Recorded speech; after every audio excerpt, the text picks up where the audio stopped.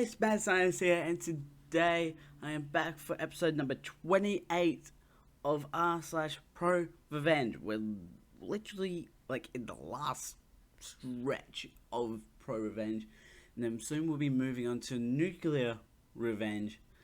And yes, I did say nuclear like that. Today I have 3 stories lined up, one of which is short and 2 of them are medium length. Honestly, let's just get into these stories. Let's start off in the middle, because HOA is back around again. Become the worst neighbor and HOA board member ever. Lose your job and HOA.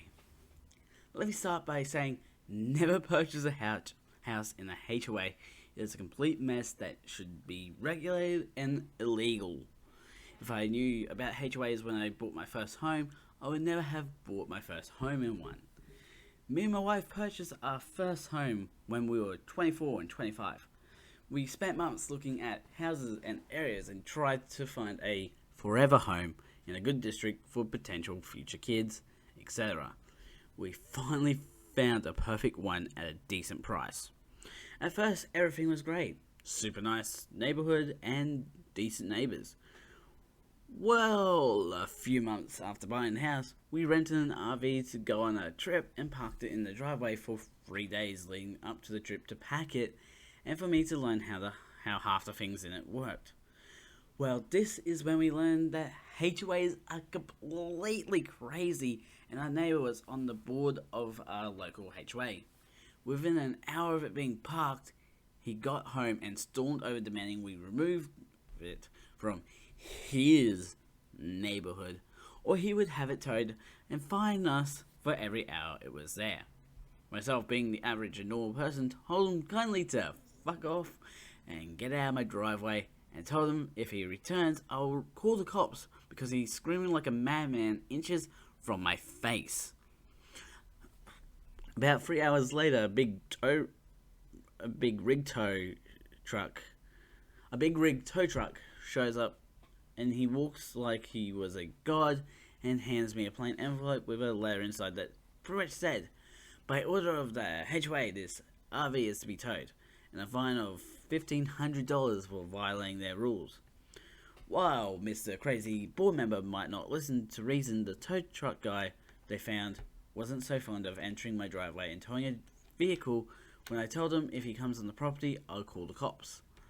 Once the tow truck driver decided he's done being involved in this mess and left, neighbor goes even more crazy and storms off. I call my friend to get his dad's number because he's an attorney to ask him about this insane letter and fine I just received and to ask him some legal advice. After speaking to his father, he told me to come down, write him a $500 check, and bring along all the papers I received when purchasing the home and the current letter I just received. The next day, he had a very friendly letter sent to my neighbor and the HOA board, basically telling my neighbor to fuck himself in legal terms and to leave us and our property alone. I then continued to receive fines of $1,500 per day in plain envelopes, not postmarked, stuffed into my mailbox that I then turned over to my friend's father, and each time he sent another set of letters and contacted USPS to report the incidents. Turns out putting mail to people's mailbox is a crime. Who knew? Oh. Well, we decided to go on a week-long trip across the state and mildly forget about it all. Kind of upset I had to spend $500 to have an attorney send letters, but that's what they do. Fast forward to us returning from the trip and the RV back in our driveway for 2 days so we can unload/clean, then return it. Again, each day, more envelopes stuffed into our mailbox and more visits to our attorney and more letters sent to more incidences reported to USPS. Well, here's where the fun really begins. Turns out Mr. Crazy finally gives me a summons to appear before the board. My attorney says this is crazy illegal what they've done, and and what they've done is use what looks like an actual legal document to improperly summon me to the board. Another 500 to the attorney, and we wait for the date they made, a Tuesday at 10 a.m. They attempt to keep my attorney out of the room on some board privacy rule, but quickly shut the hell up when he begins going over their own rules that they are violating to them. Oh my gosh. Deep in this HOA book, there are some very nicely worded rules and stuff outlining what makes board members ineligible and how they cannot serve if they commit certain infractions. Well, guess what Mr. Crazy Neighbor has done? Committed several of them, all documented. Also, the cherry on top is that if 51% of the HOA members vote to dissolve the HOA, it all goes away. Well, it happens my wife worked part-time from home during this mess and had all the free time in the world to begin a disband the HOA campaign. Over the course of the next 2 months, she went around and really began to get to know our neighborhood really well. Turns out a lot of people dislike the HOA and the power-hungry seniors who act like dictators that run it. The HOA attempted to stall everything by holding no meetings, another HOA violation, and began their own campaign to trying to change HOA rules to keep from being ousted, and a fairly racist flyer and letter to everyone explained the dangers of not having an HOA and all the bad people, blacks and Mexicans, that will move in and take over / sell drugs, etc. Their houses will become much less valuable and everything else they could try.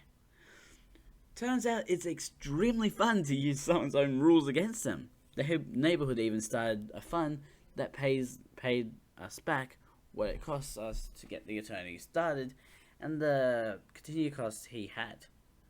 A few weeks after their failed fear campaign and being forced to hold a meeting, a vote was called by using their own rules. The HOA was no more, and all remaining funds were to be dispersed back to the homeowners and members equally. This never happened. Turns out somehow the HOA used all their funds in the course of the last 2 months. About half the former board members sold their homes and moved, including Mr. Crazy Neighbor. I've spent 3 hours trying to find all news articles because it was reported on mostly due to the racist letters by the HOA, but it was too long ago to find anything. More of the whole mess: don't buy a home in a HOA, and if you do, plan to hire an attorney. Well, yeah, that seems about right. I'm never, if I ever want to get a house, why would I go for a HOA anyway? Let's move on to the next story. Had my half-brother removed from the will after he stole money from our father with Alzheimer's. Shortly after my father was diagnosed with Alzheimer's, my formerly estranged half-brother quit his job and moved in to help take care of my dad. Though there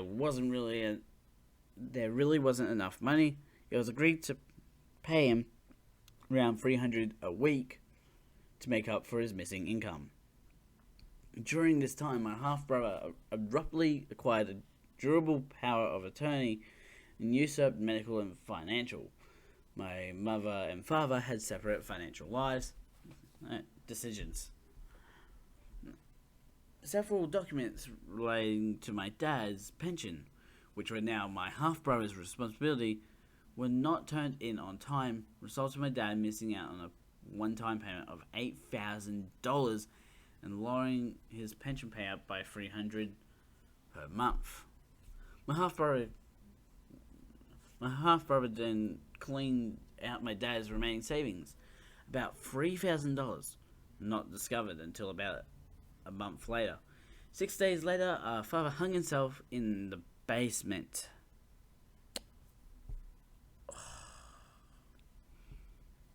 My dad left all of his insurance money and belongings to my mother. Us children were left with only sentimental items. My half-brother was visibly upset and shaking when the real will was read. He acknowledged that my mother was receiving everything and left. About a month later, we discovered the missing money.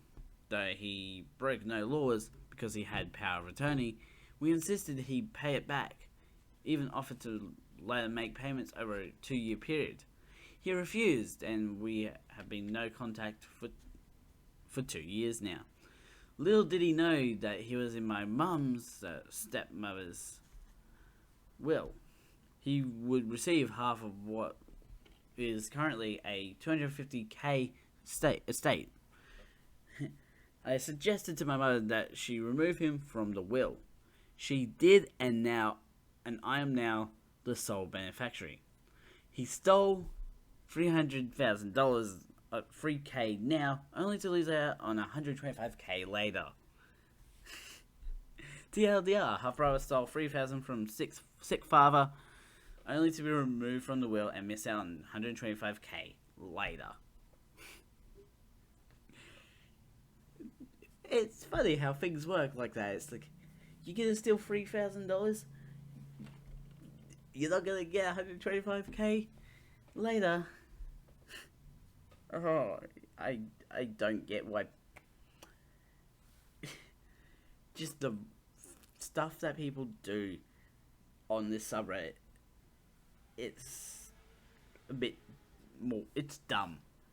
People don't really have brains. The further we go, the less brains there will be. And the smarter the revengers will be. In my 35 years of being in sales and sales management, that was by far the most interesting performance review I have ever witnessed. Just thought I'd do a shameless plug. My story is published in this book, followed with another short story. Yeah. Guys, I know this is long, but I assure you, this is a juicy one. I was working with a B2B sales company. We sold services to companies, basically, and this company had managed to hire the most incompetent, lazy, and jealous sales manager I have ever come across. We were a team of 5 salespeople and a sales manager. All 5 of us salespeople had a sales manager for various reasons, but we liked her personally.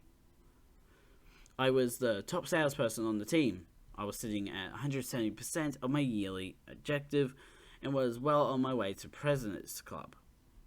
This is largely because I was the only salesperson on the team with real sales experience, and the sales manager was too incompetent to train a team. So my VP came down for our yearly performance reviews, and I was called in first. It was my VP and Miss B, short for bitch. I was expecting a positive performance review. Right off the bat, Miss B hits me with, "Sting, you know our location hasn't been performing at objective for a number of years, and we suspect this is because salespeople are misrepresenting their daily work." I'm taken back. "Sting, I don't think you are actually doing what you say you are doing in your CRM. This is something that could get you fired."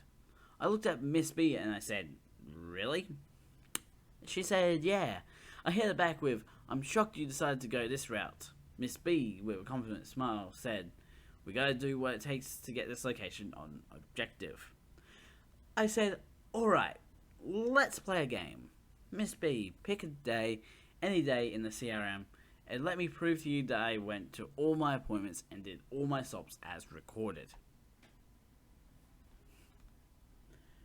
"Well, Sting, I'm not saying you never go in the field. I just think some days you stay at home and put BS notes in the CRM."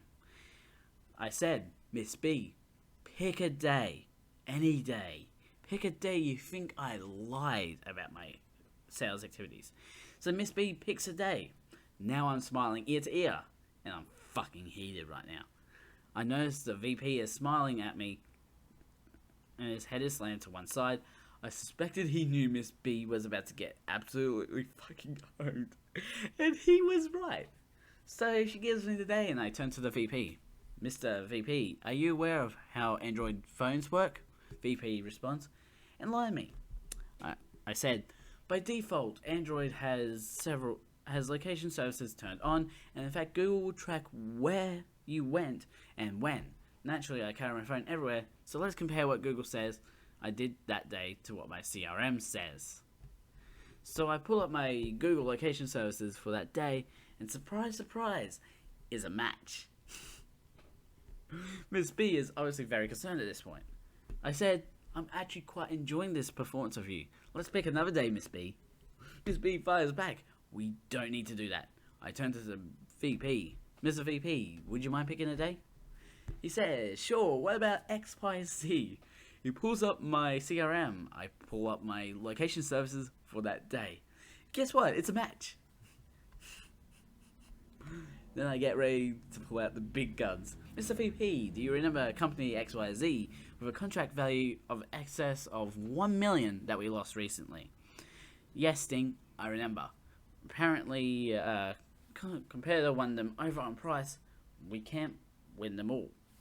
Mr. VP, here is an email from their VP basically saying that they decided not to go with us for our failure to provide free samples for them to decide on which product works best for them. Sting, can you forward that to me? Sure, no problem, Mr. VP. Forward it over, Mr. VP. Well, I'm at this. Let me forward. While I'm at this, let me forward you over several email chains before this, where I clearly asked Miss B to order those samples, and in fact, in those very same email chains, she confirmed, in fact, that had in fact ordered the sample. She asked me to forward those emails to him, so I did. Now, Mr. VP, I had a service department look to see if any orders had been placed for those samples. No orders were actually placed. He said, I'm going to look into this. Mrs. B is fucking sweating motherfucking bullets at this point. My performance review had just turned into her performance review, and shit's not going right. Mr. VP, I have one more thing I'd like to bring to your attention. Do you mind if I step outside for a minute so I can show you? He said, sure. I need to have a talk with Mrs. B anyway. Now, I need to mention that several years prior to this, a general manager at another location raped a woman. The company was sued and lost a lot of money because of this. Since this incident, the company puts in a very clear-cut policy. No sexual relations between management and people who work for them. It's immediate termination for the manager. Now, another sales consultant in the office was named Joe. Joe was a married man with 2 beautiful kids, and Mrs. B had the hots for him. She tried to have sex with him multiple times, twice on text. Joe and I had talked about it if he should report this transgression. I walked into the sales office and said, Joe, I think it's time we get a new sales manager. You got those texts? He looks at me and goes, is today going to be the day? I said, today is going to be the day. All the sales staff knew what was going on, and the mood in the office was lifted. Joe and I began walking back to the conference room when the location manager, who was not a part of the performance review, saw Joe and I. He asked, what's going on? And Joe said, you're going to need to hire a new sales manager soon. The location manager was confused. He said he's coming into the meeting. We said, fine. I knocked on the door. Mr. VP said, come on in, so I did. There we stood, Joe, myself, and the location manager. Mrs. B knew exactly what was about to happen. We all took our seats, and I asked the VP, Mr. VP, I just want to clarify our company policy. Sure. Is it true that if a manager tried to engage in a sexual relationship with a worker, it's a direct report that it's immediate termination for that manager? Mr. VP sits up straight, takes a moment, and goes, "Yes, if something like that came to my attention, my hands would be tied and I'd have to fire the manager." I said, "Well, Joe has something he wants to show you." Mrs. B got up and walked out of the conference room. She was about to cry, you could tell. Her world, her career, had just completely wrecked, and I don't think she wanted to be around for the end. Joe went on to tell the VP that how he's a happily married man with 2 beautiful kids, and Miss B kept hitting on him. In fact, she sent him numerous sexual texts, and on 2 occasions openly invited him to come have sex with her, once in the office and once at his home, even after he made it clear he wasn't going to have sex with her. Mr. VP asked to see the texts, and Joe provided them. The VP asked him to screenshot those and email those over. Joe said he would. Then the VP said, "I'm going to need both of you to go back to the sales office. The location manager and I have some talking to do." We walked back into the sales office. I noticed the sales manager office had looked cleaned out. Apparently Mrs. B was bawling. She was a wreck and crying and said she was going home. Joe laughed and said, "Yeah, she won't be coming back." It was about 20 to 25 minutes when the VP came into the sales office and asked me to come to the conference room again, so I did. I sat down with the VP and the VP said, "Well, I would like to inform you that Mrs. B has been terminated effective immediately.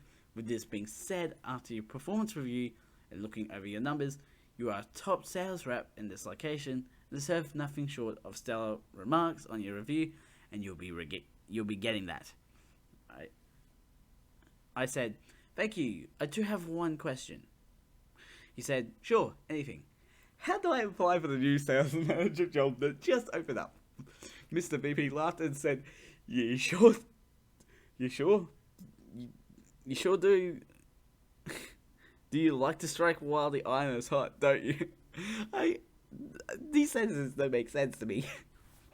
I said I do. He said he would let the location manager know and I'll be able to put in my application.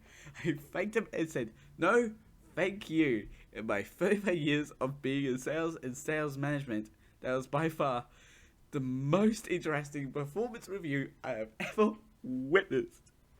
I did not end up getting promoted. I ended up quitting shortly after this. I ended up quitting shortly after this because they decided not to promote me and instead hired a guy with no sales experience to be our sales manager, and this rubbed me the wrong way. Also, our service department sucked and couldn't deliver on what I was selling, and another company offered me more money. Oh my god. That story just reminds me of my friend Travis. He was in one of my Dying Light videos early on. He hasn't been in many others because his computer isn't working at the moment. But this is something that he would do. Just the absolute bone. Absolutely just boning the sales manager. Not in that way though. Oh my god. It's just something that he would do. Anyways, I'm going to end this episode here. Links will be in the description to my main channel and also the second channel. Where there's links to the playlist and the last episode on screen. I'm messing up the outro. Don't forget to subscribe and hit the notification bell so you know when the next video comes out. A ding, a ding. I'm the Mad Scientist. Mad Scientist out.